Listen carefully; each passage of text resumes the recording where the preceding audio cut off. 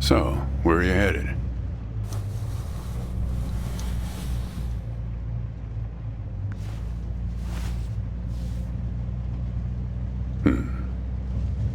Not the talkative type, eh? That's okay. Most people I pick up are just waiting for their turn to talk. Want a raisin? They're from my farm.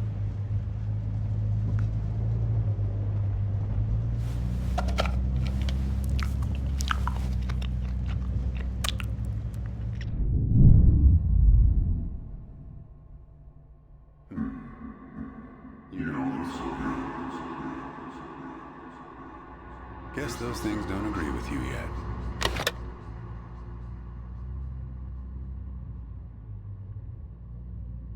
Guess those things don't agree with you. Strange. They're Thompson seedless. Good raisins. We still farm more of those in California than anywhere on Earth. You want to know the clearest evidence that reality isn't real?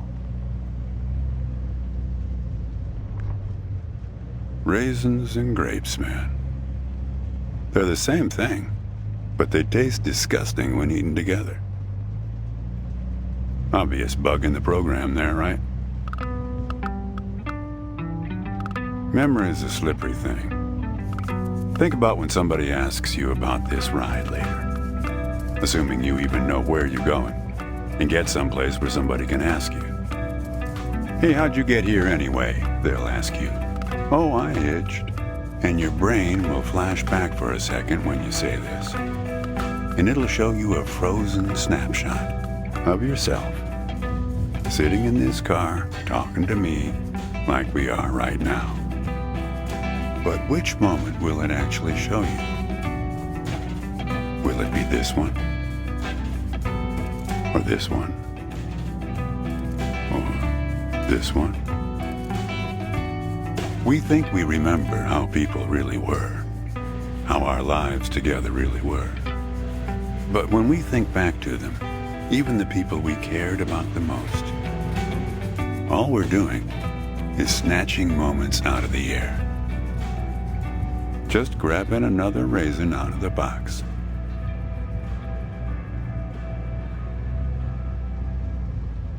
My wife. She's dead now. But you probably guessed that. Thanks. But you don't look like you're doing so well yourself. Takes one to know one, right? I can always spot someone who's grieving along this highway. They usually stand on the road with a dazed look on their face and their thumb up in the air. No, I don't know you. Just know the type. My wife, if I'm totally honest with you, I don't really remember what she looked like. Remember everything about her. Just not her face. Some people have faces that are easy to remember. Doesn't seem fair. Sure, it's not as easy as people think. I'll give you an example. You think you're present in the moment? You've been talking to me for a few minutes now. What color are my eyes?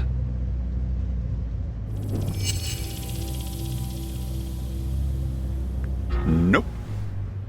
Well, like I said when I picked you up, some people are just waiting until it's their turn to talk. Hey, kid. Do me a favor and crack the window, would you?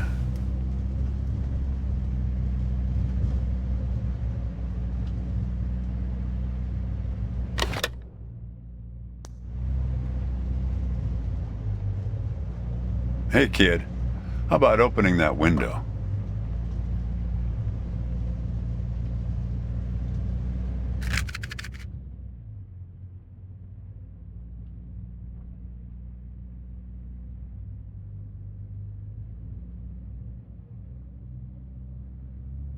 What you got there? Just a matchbook, huh? I figured it must have been something important, because the window is still closed. That's better. Now, where were we? Yeah, fair number. But after a while, you start seeing the same few archetypes over and over. You got the numbnuts Kerouac fans. You got your autodidact blowhards. They'll talk your ears off. You get a lot of people from Cincinnati for some reason. You got your deadheads trying to get to some concert someplace. And then there's the water bottle person, always worrying that they're going to run out of water before they get where they're going. Still, you're the first hitcher I ever picked up who doesn't have a destination. Copernicus. Well, seems like the right name for a guy who's traveling the world without knowing where he's going. You just sit back, Copernicus, and invent a language where false statements are impossible. What? Oh, I stand corrected.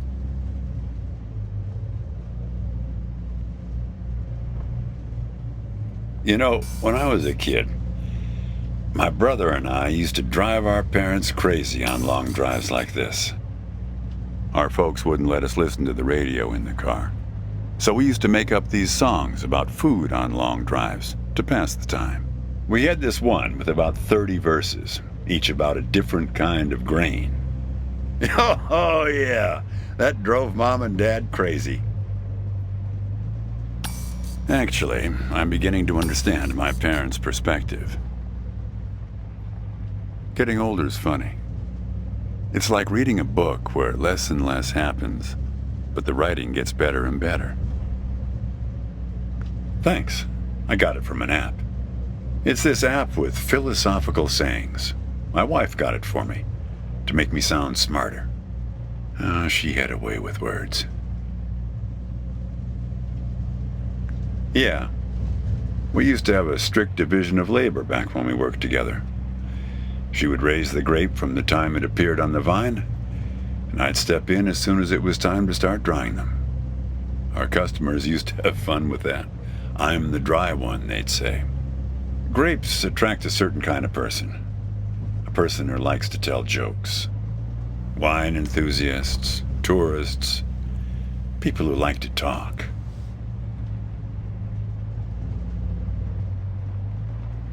There's a photo in that glove box there of us, standing in front of our trailer. It was in a magazine. One of those stories about vanishing farmers that always pulls heartstrings with the rest of the country.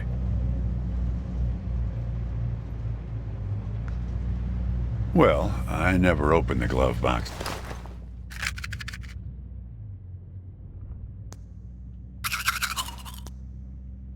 Box myself.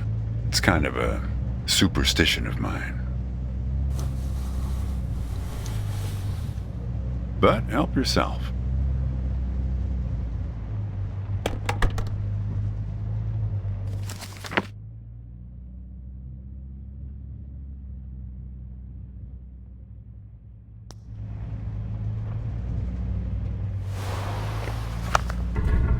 Hey, where'd you get that? That's not her. And that guy there, he looks like you.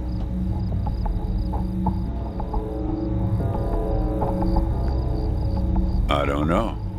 I was going to ask you the same question, Copernicus. Who gave this to you? Well, I guess it belongs to you. You'd better hold on to it.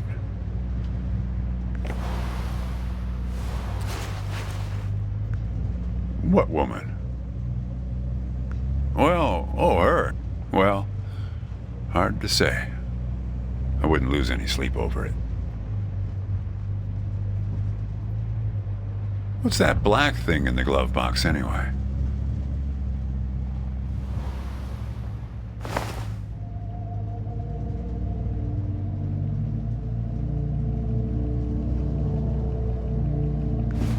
A windmill, eh? No idea.